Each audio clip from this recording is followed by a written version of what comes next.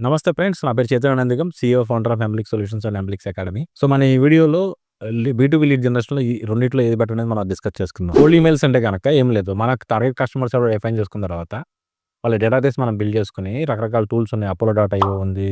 స్నోవియో లాంటి టూల్స్, చాలా టూల్స్ ఉన్నాయి. టూల్స్ అనేవి వాడుకొని మనం ఏం చేయాలంటే, మన డేటాబేస్ బిల్డ్ చేసుకొని డైరెక్ట్‌గా మన కస్టమర్స్‌కి ఈమెయిల్ పంపించడం. అంటే కొన్ని పర్సనలైజ్డ్‌గా పంపిస్తే ఈమెయిల్స్ అనేవి ఇన్బాక్స్ రీచ్ అవుతాయి. ఫ్రెండ్స్, టిపికల్‌గా ఏంటంటే 5-10% అనేది ఈమెయిల్ ఓపెన్ అవ్వడం చాలా బాగున్నట్టు.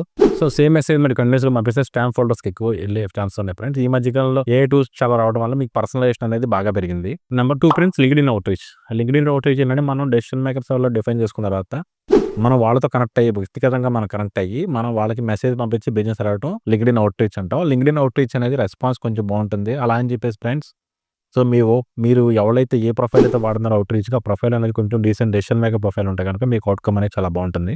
సో, ఫ్రెండ్స్, ఈ లింక్డ్ఇన్ అవుట్‌రీచ్ చేయడం వల్ల ఏమవుతుందంటే కన్వర్షన్స్ అనేవి బాగుంటాయి.